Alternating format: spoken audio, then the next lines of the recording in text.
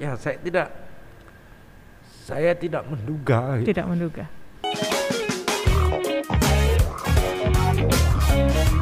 Podcast Kanal Inspirasi. Hai, apa kabar semuanya? Amira di sini berbagi cerita kembali dengan Anda, tentunya masih di podcast Kanal Inspirasi. Banyak orang yang mengenal sosok Amsakar Ahmad sebagai Wakil Wali Kota Batam saat ini.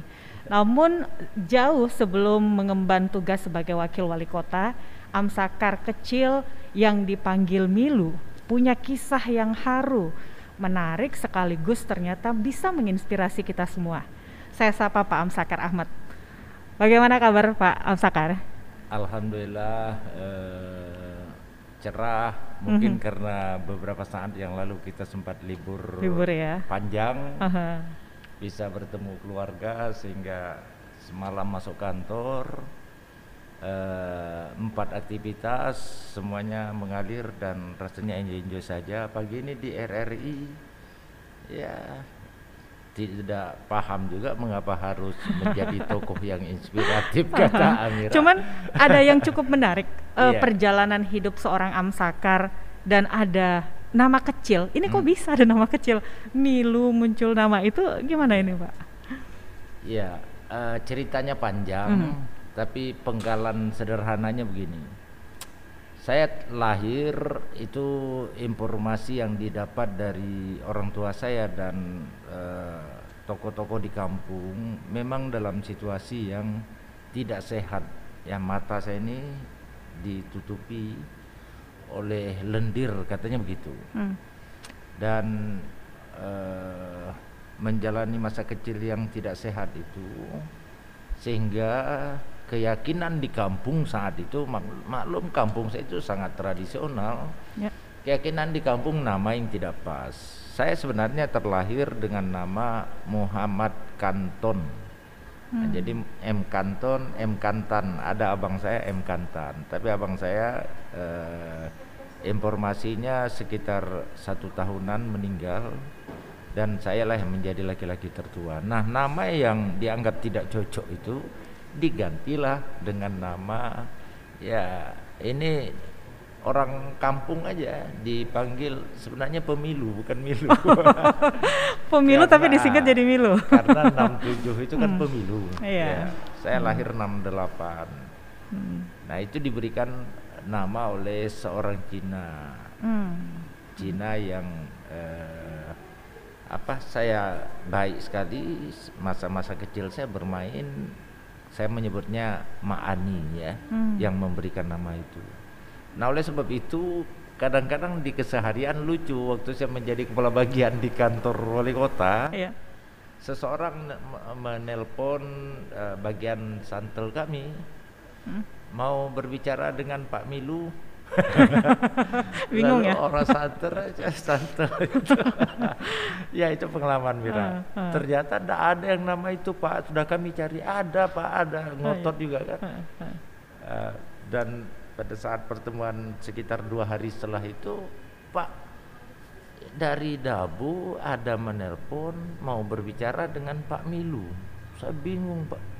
Tapi hari ini saya baru teringat, Bapak kan dari Dabu. Siapa Pak itu yang dimaksud itu, kata staf saya itu. Ya saya itu sebenarnya. Jadi kode kerasnya kalau sudah ada yang telepon, Pak Milu, oh ini pasti teman-teman masa kecil gitu. Karena di Batam nama ini tidak familiar. Tidak familiar ya. Itulah Mira perjalanan pergantian nama. Tapi ketika masuk ke sekolah, saya nama ini lupa saya, apakah nama saya itu dikasih oleh bapak saya pada saat mendaftar M Sabar, kalau nggak salah begitu. Nama M Kanton masa kecil itu tidak cocok, diganti ini nama Timang-Timang sebenarnya Milu ini kan. Nama asli pada saat mendaftar itu Muhammad Sabar, tapi saya lupa. Maka nama Amsakar yang dipakai hari ini sebenarnya nama yang saya berikan sendiri. Saya daftar di sekolah.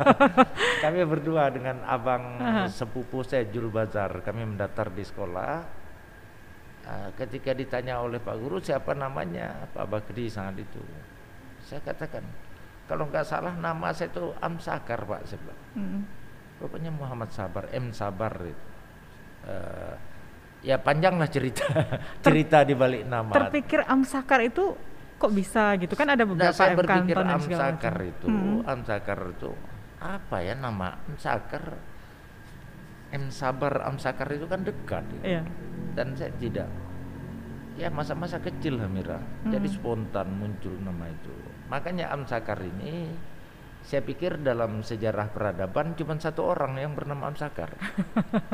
Ya enggak ketemu kita banyak orang yang bernama Amsakar tuh. Kalau M Amin, M Lutfi, M segala macam, atau nama Sahir, nama itu kan sudah sering kita dengar, tapi Amsakar kayaknya cuma sendiri karena nama itu diberikan oleh tuannya sendiri yang sebenarnya tidak disengaja itu. Iya. Nah, perjalanan dari kecil usia 7 tahun, pernah nggak merasakan hal-hal yang kayak cangkul tanah, bawa jualan kue? Kalau kecil-kecil kan Pak biasa sering kayak gitu ya. Nah, pernah nggak seorang Amsakar atau seorang Milu merasakan hal itu? Saya ini masa kecilnya, beginilah, dilahirkan oleh satu keluarga yang kakak beradiknya 10 orang. Pada saat masa kecil ada satu bibi namanya Mak Ndak Azizah, saya memanggilnya itu. Mak Ndak saya itu sekarang masih hidup, dan setiap kali pulang kampung itu beliau itulah yang sangat saya rindukan. Setiap lebaran segala macam saya mesti kontak dengan dia itu. Karena masa kecil saya sampai dengan saya kuliah itu bersama beliau. Nah, pada saat masa kecil itu saya sama Manda ini tinggal, tapi kami ada rumah di sampingnya. Rumah di samping ini tinggallah saya sama nenek saya. Jadi kami tinggal berdua. Nah, untuk aktivitas sehari-hari pagi itu saya ikut Pak Ya Agus, suaminya Manda ini, motong karet. Saya mengambil karet yang tersisa itu nanti dijadikan seperti bola. Nah, setelah sampai di rumah mandi segala macam, nah itu saya biasanya mengantar kue. Ya. Aduh, jadi kok sampai ke sini ceritanya. Jadi kenal macam-macam kue lah Pak ya jadinya. Saya menjual kue, menjualnya bukan jual apa gitu, enggak. Saya antar ke satu kedai di kampung saya itu namanya kedai Bah Derma. Bah Derma ini masih pemilik kami. Saya antar di situ kuenya. Nah, nanti setelah pulang sekolah saya ngambil sore. Dan kalau di tepi rumah ini kacang-kacang, saya bertanam, bercocok tanam saya. Sama dengan nenek itu. Saya tukang cangkul, nenek nanti tanam. Jadi kalau dipasang kayu-kayu seperti ini ya, tinggi nanti di atas, enak lihat kacang panjang itu merambat bergantung-gantung itu. Di sebelahnya nanti ada sawi, semua segala macam. Jadi sayur rampai, sayur dengan varian yang berbeda-beda di dalamnya. Ada sawi, ada kacang panjang, ada bayam, ada berbagai jenis sayur. Di kampung kami sebut dengan sayur rampai. Itu yang produk kita yang terkenal itu. Nah, dibuat ikatan-ikatan tertentu, Mira. Nanti saya antar kedai Goho, kedai Acing, kedai Atai. Nah, nanti pas setelah pulang sekolah saya jemput kue, saya jemput sayur-sayur tadi yang di tempat kita titip kedai-kedai itu. Nah, inilah masa lalu saya yang saya menyebutnya soal kompleksitas dalam persoalan hidup dan berbagai tantangan dalam persoalan hidup. Rasanya saya itu sudah melaluinya dari mulai lahir, ya, mulai lahir sampai kemudian bersekolah, sampai kemudian pada saat menjadi aktivis di kampus, menjadi mahasiswa, sampai ketika saya diangkat pertama sekali bekerja, tesnya di Pekanbaru, ditempatkan di Batam, tinggal di tempat biasa aja saya tidak bisa, di rumah liar saya tidak bisa, sehingga saya mesti tinggal di belakang Padang karena gaji 86.000 itu mana cukup. Nah, ini perjalanan tapi itu menarik, dan perjalanan ini pada akhirnya membuat kita semakin matang kan dengan kondisi. Jadi menarik. Aha. Menarik. Cukup menarik, harus membawa kue ke beberapa kedai sayur-sayuran. Iya. Pada saat itu ada sempat nggak sih Pak diejek atau apa gitu dengan teman-teman yang Iya. harusnya bisa main, harus apa gitu segala Iya. macam? Di malu ya, ada rasa malu Iya. karena memang teman-teman mengejek. Hmm. Tapi saya menikmati itu karena begini, ada pertarungan di situ. Karena kami hidup sama nenek, Iya. ya Mak Ndak dan Pak Ya Agus ini, Mak Ndak Azizah dengan Pak Ya Agus ini rumahnya di atas rumah kami. Sifatnya sekali-sekali support aja. Tapi yang benar kami hidup berdua. Saya mancing. Kalau saya mancing itu nanti masukkan apa? Masukkan apa namanya ya? Tangsi itu Iya. ke dalam insang ikan itu bisa bawa sampai segini tinggi, Mira. Wow. Nah itu masak kami, lalu mau sayur tinggal petik. Iya. Yang hanya dibelikan beras dan bumbu-bumbuan itu ya. Hmm. Nah saya hanya merasa waktu itulah sedikit agak malu karena memang saya sendiri yang apa. Tapi ngapain? Pikir-pikir habis ngapain malu, kita cuma ngantar di kedai kok. Ya. Sempat Antar waktu kedai. main nggak Pak waktu itu? Ada waktu untuk Main bermain? jalan terus. Main jalan terus, ngantar kue jalan terus. Nah, ngantar kue itu kan pagi. Ngantar sayur itu pagi. Iya. Nah, ke motong karet itu subuh. Kami tradisinya setelah sholat subuh itu potong karet. Motong dengan Pak Agus kalau potong itu. Oke. Nah, subuh. Jadi aktivitas untuk di sekolah bermain itu tidak terganggu. Main-main saya tidak menurut saya tidak terkurangi masa bermain. Saya macam-macam jenis main. Bahkan ke sekolah kami kan kalau tidak jalan kaki naik sampan. Ke sekolah itu pernah pakai berenang di laut. Jadi bajunya seperti apa tuh? Baju kan masukkan dalam kantong plastik, diikat. Nah, kita berenang aja gitu. SD waktu itu? SD. Kan nggak masalah. Kantong kresek itu diikat baik-baik. Nah, kita berenang, nanti sampai di sana ya mandi di tempat kawan, tempat Sadikin itu, baru masuk lagi baju. Cuman kalau ketahuan sama Manda terus saya kena marah. Saya mau cari mati itu karena sekarang kalau dilihat rutenya itu sepertinya sudah di luar akal sehat. Berenang sampai di Batu Apel itu istirahat sebentar, nanti Batu Apel sampai di mangrove-nya, bakaunya manjat dulu sebentar. Sana tidak mungkin sampai 5-6 titik berhenti gitu. Sekarang sudah dilihat sudah menjadi tidak di luar akal sehat lah. Kok masa kecil kemarin saya bisa berenang begini ya? Ada kekuatan tersendiri waktu itu berarti. Karena ada bersama-sama teman. Bersama kan? teman-teman ya. Itu kapal masuk dari Belawan, dari Tanjung Priok, dari masuk Semarang, masuknya di kampung saya. Nah itu biasanya kalau berenang itu Mira manjat di atas puncaknya itu. Di puncak itu nanti terjun ke bawah, wah seni itu. Dan sekarang rasanya udah mulai ngeri. Berbeda dengan dulu ya Pak. Nah, jadi maksud saya masa bermain alhamdulillah tidak terganggu. Makanya tumbuh normal saja, nyaman-nyaman, aman-aman ya. Cuman pertarungannya sedikit lebih berat karena maklumlah terlahir dalam keluarga yang besar. Diangkat oleh bibi karena tidak memiliki anak. Kan bahasa di kampung itu pemancing itu. Dan memang setelah 2 tahun dia dapat anak. Nah, tapi saya bukan, meskipun diangkat oleh bibi, kesehariannya saya tinggal bersama nenek Zainab ya. Nenek saya ini yang menginspirasi dan memberikan banyak hal kepada saya itu. Dia bukan main bangga dengan saya sebagai cucunya. Pembelajaran keagamaan ini, sholat saya banyak sekali dapat. Dan Mira yang kalau sekarang tuh kadang-kadang saya nangis mikirnya itu. Itu di menjelang Idul Fitri atau menjelang puasa.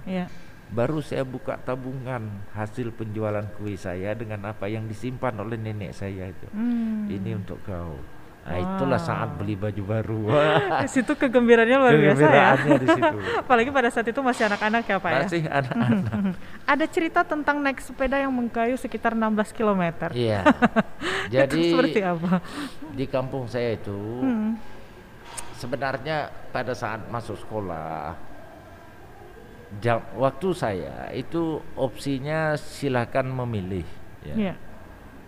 Kalau karena saya lulus sekolah itu juara 3, juara 1, 2, dan 3, silakan memilih pasti diterima gitu. Okay. Ada SMP 1, ada SMP 2. Tapi karena saya tak mau pisah sama nenek, ya mak, kita dari masa anak-anak yang apa kan, sebenarnya bibi saya ada di Dabu.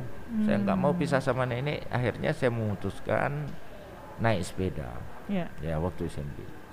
Naik sepeda di SMP 2 kelas jauh raya namanya. Jadi SMP Pelial. Nah, jarak tempuh ke SMP ini 16 kilo. Pagi itu SD PT Timah. Tapi siang jam 1 dia SMP Negeri 2 kelas jauh raya. Nah, masuknya siang, jadi saya mulai mendayung sepeda itu sekitar jam 10 sampai jam 11 karena jarak tempuhnya plus minus 1,5 sampai 2 jam. Nah, nanti sampai di raya baru saya mandi di tempat kawan, sadikin, berkemaslah semua, ganti baju, baru ke sekolah. Maksud saya bisa dibayangkan bagaimana tingkat konsentrasi kita menerima pembelajaran ketika jarak tempuh mendayung sudah sedemikian rupa, lalu jamnya jam terik seperti itu, jam 11-an merah dayungnya, terik seperti itu, dan pulangnya harus malam karena selesai sekolah itu jam 5 atau 5.30 dayung, maka sekitar jam 8 malam, jam 8.30 malam sampai ke rumah. Di kampung yang di sekolah itu hanya kami berdua. Jadi dari Sungai Buloh itu ada 3, satu namanya Amsakar Ahmad, satu namanya Juswar, satu namanya Sadikin. Sadikin ini tinggal di rumah kakaknya di Raya. Yang mendayung sepeda kami berdua. Nah, di satu tempat arah namanya Pengambil, itu kuburan berserak itu. Nah, maka saya katakan bayangkanlah kalau hari Kamis malam Jumat Juswar ini tidak sekolah. Iya. Bagaimana cemasnya saya di jam pelajaran terakhir itu, aduh gimana ini pulangnya ya. Nah, karena di Pasir Kubur itu Pengambil itu namanya daerahnya pasir, kami menyebutnya Pasir Kubur, dan memang Pasir Kubur namanya karena kuburan. Di daerah itu jalannya becek minta ampun, lubangnya luar biasa, dan kalau hari panas debunya luar biasa karena saat itu nggak ada aspal. Nah, ini termasuk yang di akal sehat saya hari ini juga selalu berpikir kok bisa ya kemarin. Nah, ketika saya menonton Laskar Pelangi, itu saya diketawain oleh anak dan istri saya karena saya menangis sejadi-jadinya menangis. Demi Allah, demi Rasul, saya teringat betul perjalanan hidup saya. Mirip dengan itu. Mirip, cuman bedanya si Lintang ini handicapnya tantangannya buaya. Saya tantangannya kuburan itu. Wah, Mira, kalau sempat Juswar itu tak sekolah, memang kacau nih mau pulang itu, ngeri. Pernah nggak mau pulang nggak Pak? Karena lihat aduh ada kuburan nih nggak jadi pulang. Ya kadang-kadang pernah kepikiran, tapi ya tidak ada opsi kan, mesti balik kampung juga. Harus beranikan diri. Bismillah aja. Maka saya menyebutnya mulai dari Pengambil sampai ke Sungai Buloh, itu saya tuh khatam Al-Quran itu. Mulai dari Al-Fatihah sampai Qul huwallahu ahad itu, karena ayat kursi itu bertabur lah dekat Pasir Kubur. Saking takutnya ya kuburan itu apa ya Mira, seni apa, tapi ya alhamdulillah semuanya menempa seiring dengan tantangan yang kita hadapi. Akhirnya membentuk jati diri kita, membentuk pribadi kita, dan saya menganggap saya cukup tangguh lah menghadapi berbagai persoalan. Karena itu ketika ada hal-hal kecil, ada apa, saya rasa itu sudah biasa. Sudah biasa. Itu termasuk Mira 16 kilo itu Itulah menurut saya yang pertaruhan antara berhasil atau gagal, karena di atas saya banyak yang naik sepeda tapi kemudian nggak jadi, kelas 2 berhenti. Di bawah saya juga seperti itu, banyak yang naik sepeda tapi ya kemudian berhenti, 3 tidak cukup tahun. kuat melewati itu. 3 tahun 3 ya. tahun. Selepas SMA ceritanya kayaknya lebih seru ini. Iya. Pada saat itu ada pilihan dan ada sesuatu yang mungkin dari seorang Amsakar pada saat itu, seorang Milu harus memilih. Ya, saya pada saat selesai SMA dipanggil oleh bapak dari rumah nenek itu. Saya pergilah ke rumah bapak. Ya. Pertanyaannya, Milu, sebenarnya arah kau nih ke depan seperti apa? Kata bapak saya. Bapak saya kepala desa, Mira. Ya. Saya bilang, Pak Ngah, saya kan tadi memanggil beliau Pak Ngah, beliau memanggil saya Milu. Milu. Saya bilang sama almarhum, Pak Ngah, saya harus kuliah. Saya mesti kuliah. Dan kalau saya tidak kuliah, saya tidak akan tinggal di Sungai Buloh ini. Bukan ancaman, memang masa itu teman-teman yang seangkatan saya banyak yang kerja ke Malaysia, kerja sawit. Ya. Pulang bisa memperbaiki rumah ibunya, bapak ya. Dan ada di antara banyak juga teman-teman saya itu yang kerja di kapal. Rutenya ke Belawan atau ke Tanjung Priok, karena daerah ini apa.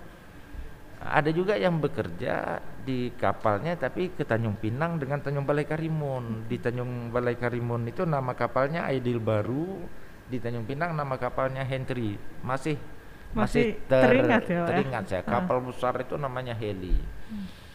Nah, jadi saya memberikan opsi seperti itu sama bapak. Bapak saya ini menganggap saya ini sebagai sesuatu yang unik sekaligus aneh gitu.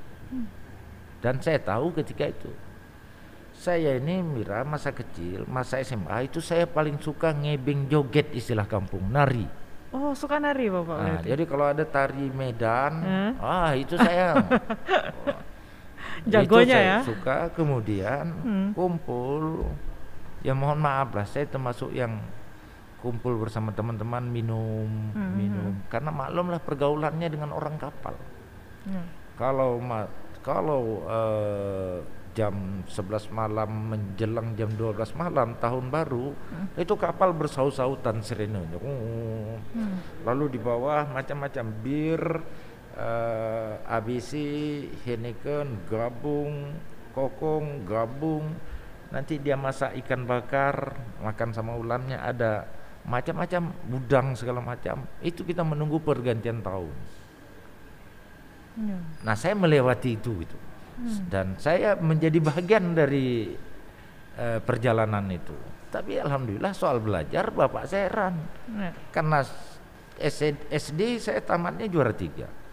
SMA itu saya juara 1 di kelas. Dengan posisi yang degil dalam tanda petik, suka nari, ngebing, joget segala macam. Hari Senin kalau ada joget itu saya mesti terlambat. Karena saya naik sepeda atau saya naik motor subuh berangkat ke Dabu yang 32 kilo itu. Sayang dengan soal joget-joget datangnya. Nah, inilah ya, saya juga minum. Jadi bapak menganggap gimana anak ini sebenarnya. Tapi belajar saya alhamdulillah. Nah, karena itu saya sampaikan. Nah, jadi kata bapak, nah ini Mira, ini kata sakti. Bapak bilang, kalau kau memang mau betul-betul kuliah, betul-betul belajar, Pak Ngah dukung. Bapak ini sudah persiapkan itu Milu untuk kau ketahui gitu. Tanpa kau sebenarnya bapak sudah siap, Pak. Masuk dia ke dalam, dia ambil satu pelampung setinggi ini Mira, isinya uang semua. Uang Rp50 dengan uang 100. Kalau saya tidak salah nilainya itu sekitar 875.000. Ini cukup untuk kau berangkat ke Pekanbaru.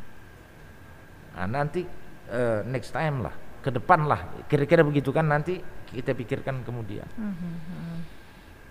Jadi dia mempersiapkan tabung dalam sebuah pelampung.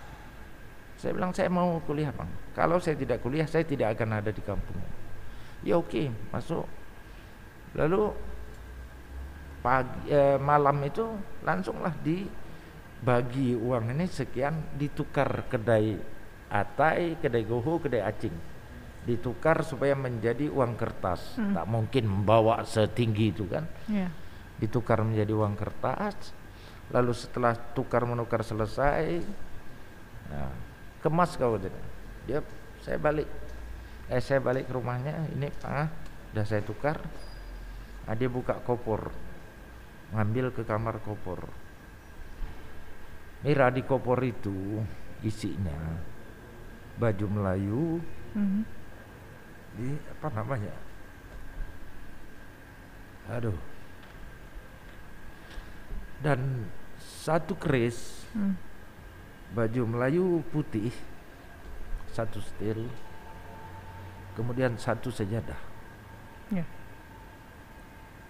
Yang disampaikan. Ada yang benar-benar terasa sampai sekarang ya Pak? Itulah hal yang tidak pernah saya lupakan. Dengan perjuangan seorang bapak, walaupun pada saat itu mungkin berasa bahwa itu tidak akan dipersiapkan oleh bapak dari Pak Amsakar pada saat itu. Ya, saya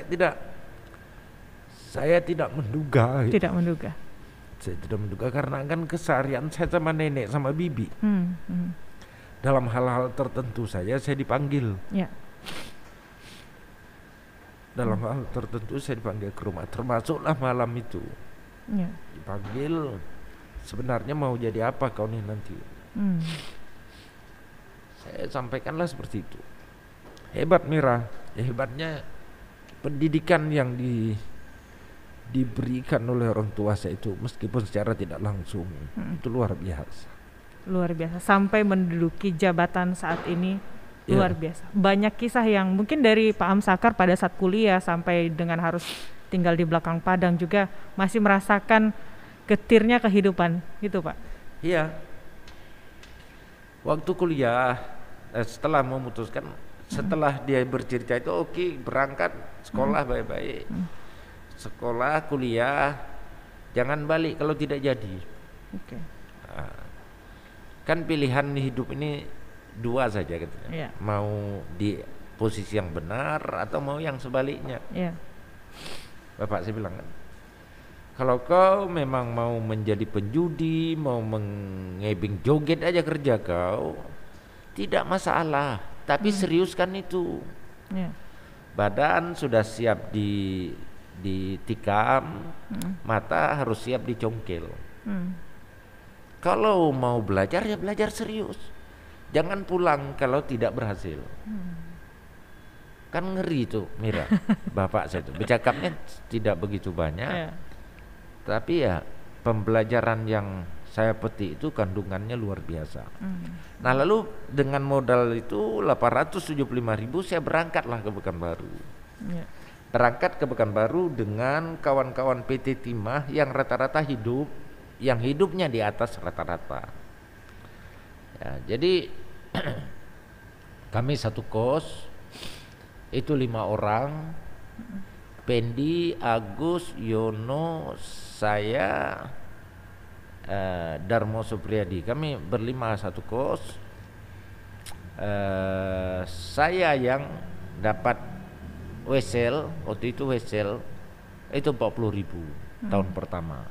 Teman-teman saya 60.000. Tahun kedua ketika saya naik 60.000, teman-teman saya sudah 100.000. Saya Mira mohon maaf, perokok saya itu dari SMA. Ya rokok tuh hampir tidak berhenti. Jadi uang 40.000 ini bisa bikin apa itu? Sementara setiap saya pembelajaran mata kuliah, ketika dosen memaparkan 8 sampai 12 referensi buku, itu saya bersibuk untuk buku. Saya paling suka baca. Jadi beli buku dengan belanja rokok, manalah uang hanya 40.000 ini. Nah bagaimana cara hidupnya? Maka pas wesel itu datang, langsunglah kami, kalau saya tidak keliru, kami beli beras itu 25 kilo, tumbuk-tumbuk ya, gabung, bayar kos sekian, beli beras, beli gula, beli teh, beli kopi bagi yang ngopi, lalu minyak tanah, minyak makan untuk kebutuhan apa, dan Indomie 1 kotak. Itu tradisi. Tradisi anak kos kayaknya Pak ya, di mana-mana. Tradisi anak kos. Mira mungkin tidak melalui itu. Nah ini kita beli, lalu biar telur 2 papan. Nah itu saya sampai ingat menu itu. Untuk bertahan hidup ya. Untuk bertahan. Nah terkadang di sekitar tanggal 10 sampai 15 itu saya sudah kehabisan. Maksudnya untuk ya jajan, untuk belanja. Kalau untuk ini masih bisa, Pak. Masih bisa, walaupun terkadang ya tanggal-tanggal 20, 25 itu juga sudah habis. Jadi kalau kuliah saya pernah makan nasi itu dengan gula, dan pernah juga makan nasi dengan garam. Yang penting masuk dulu lah. Nah jadi yang saya ingin sampaikan Mira soal masa studi saya itu, saya merasa berat itu pertama memang kecil. Ya uang 40.000 di tahun 87. Ya dengan hobi baca dan merokok yang tidak berhenti itu. Nah lalu bagaimana menyiasatinya? Ya saya ikut di berbagai organisasi di kampus. Di himpunan mahasiswa jurusan sosiologi saya ketuanya.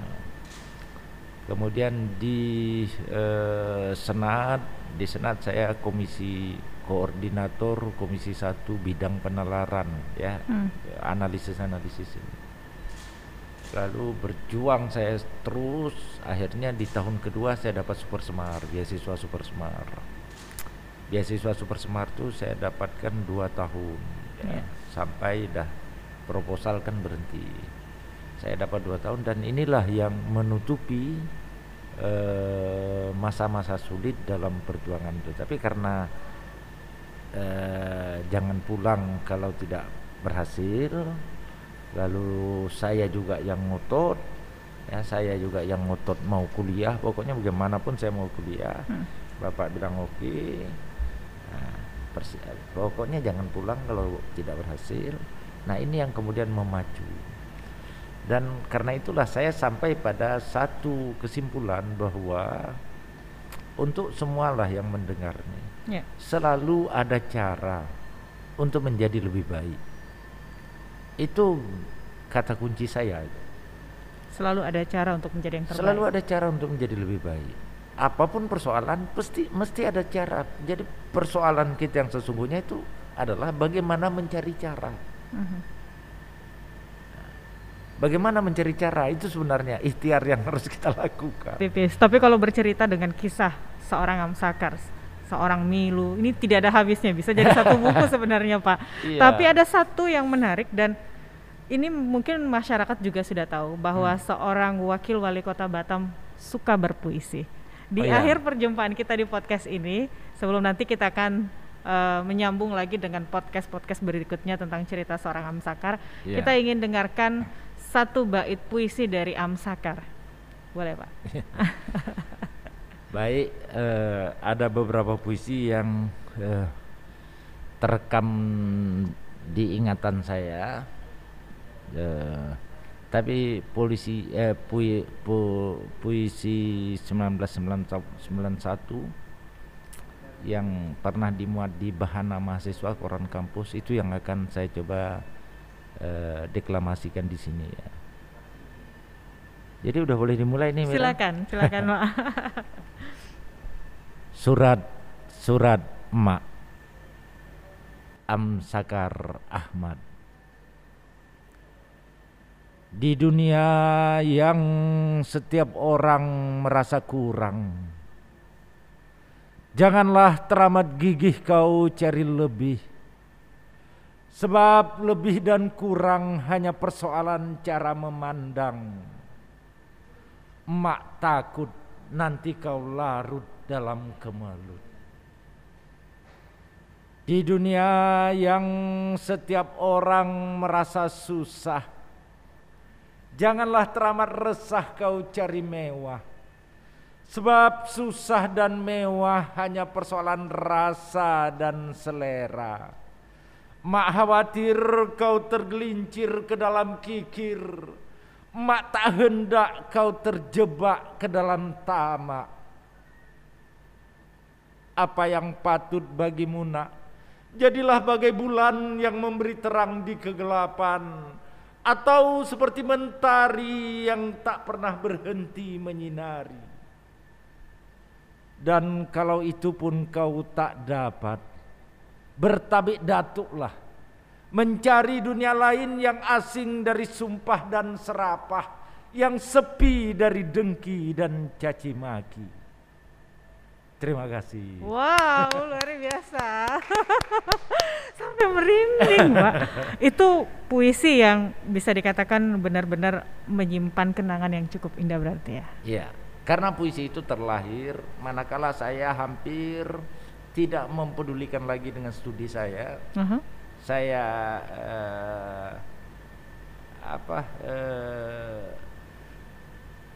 ya barangkali kalau tidak diingatkan saya bakal DU kuliah. Iya. Berarti nanti kita bakal dengarkan lagi puisi-puisi Amsakar yang lain nih. Ini yang jadi episode-episode kedepannya podcast Kanal Inspirasi. Pak Amsakar, terima kasih banyak atas waktunya. Kita sudah ngobrol-ngobrol banyak dan inspirasi untuk kita semua bahwasanya kegigihan, tekad yang bulat ini yang sangat perlu untuk meraih sesuatu. Dari seorang Milu kecil yang akhirnya bisa menjadi seorang yang luar biasa di Kota Batam ini. Wakil Wali Kota Batam Amsakar Ahmad. Saya Amirah, tetap bersama kami di podcast Kanal Inspirasi.